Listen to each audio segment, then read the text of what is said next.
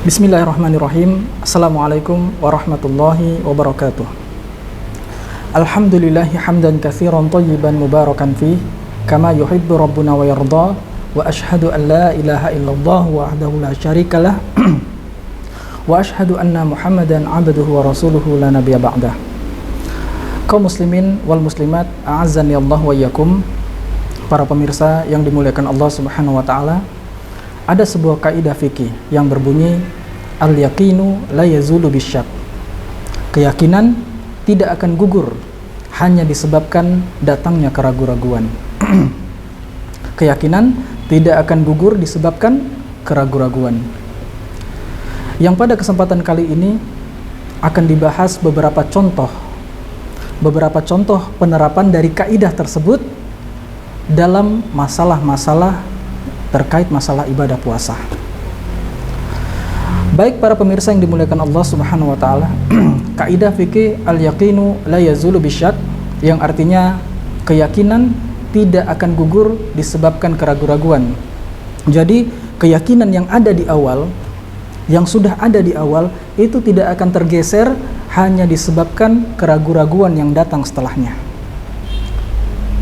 Di antara dalil dari kaidah tersebut adalah hadis Nabi SAW ketika seseorang yang ragu-ragu di dalam sholatnya, apakah dia sudah buang angin di dalam sholatnya, buang gas atau kentut, apakah dia sudah kentut atau tidak di dalam sholatnya.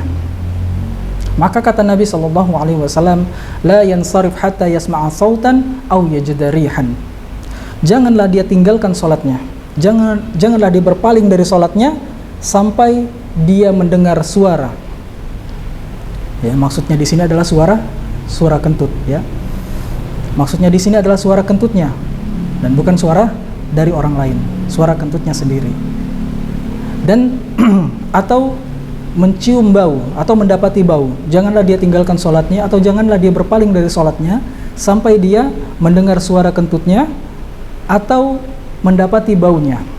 Yang dimaksudkan di sini adalah baunya sendiri, bukan bau dari orang lain.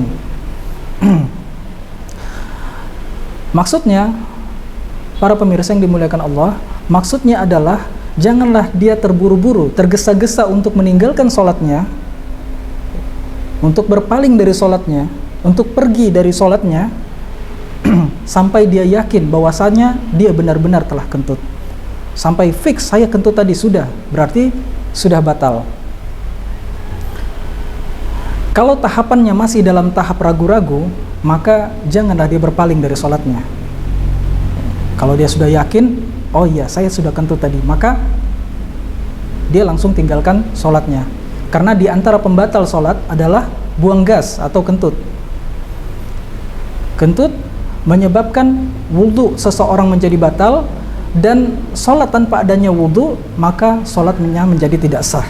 Kata Nabi SAW, la yaqbalullahu salatan bighairi tuhurin. Allah tidak akan menerima sholat tanpa bersuci. Demikian pun dalam hadis yang lain, kata Rasulullah SAW, miftahus sholati tuhur. Kunci dari sholat itu adalah bersuci. Nah, para pemirsa yang dimuliakan Allah Subhanahu wa taala, di antara dalil yang lain yang mendasari kaidah al-yaqinu la yazulu bisyak ini adalah hadis Nabi SAW tentang keraguan-raguan seseorang di dalam sholatnya mengenai berapa jumlah rakaat yang sudah dikerjakannya. Mengenai berapa jumlah rakaat yang sudah dikerjakannya. Kata Nabi SAW, idza syakka ahadukum fi salatihi falam yadrikum shalla thalathan am arba'an falyatrahi syakka wal yabni ala mastaiqana. Jika kalian ragu-ragu di dalam sholatnya dan kalian tidak mengetahui berapa jumlah rakaat yang sudah kalian kerjakan, apakah 3 rakaat atau 4 rakaat, maka hendaklah dia membuang yang ragu-ragu dan mengambil yang meyakinkan bagi dirinya. Jadi kalau antara 3 dan 4 rakaat, berarti yang yakinnya adalah 3 rakaat. Dibuang yang ragu-ragu dan diambil yang meyakinkan bagi diri kita. Baik para pemirsa yang dimuliakan Allah Subhanahu wa taala, adapun contoh penerapan dari kaidah ini dalam masalah puasa, misalkan seseorang yang berada di sore hari, bisa dikatakan menjelang matahari terbenam,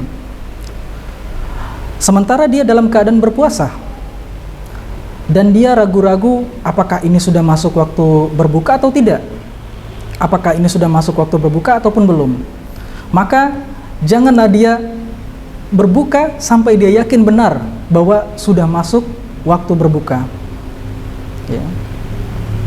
Janganlah dia terburu-buru untuk berbuka puasa sampai dia melihat kondisi alam menandakan bahwasanya sudah gelap atau sudah bisa dikatakan tanda-tanda maghrib itu sudah tiba. Kenapa? Karena seandainya dia masih dalam keadaan ragu-ragu, kemudian dia berbuka, maka yang ternyata waktu berbuka itu belum tiba, maka puasanya menjadi batal. Puasanya menjadi batal.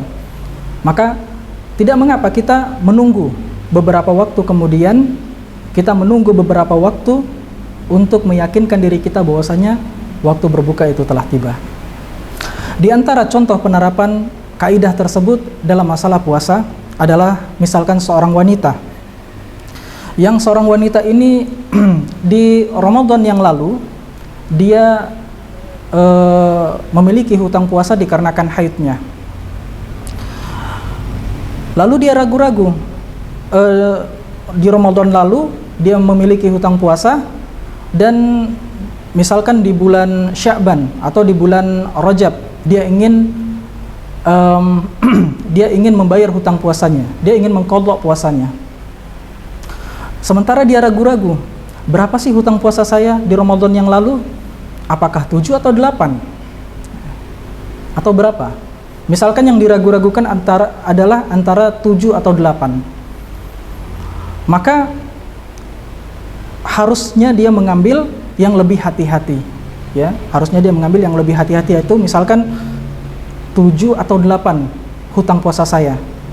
Maka dia ambil yang hati-hati, yaitu 8. Kenapa?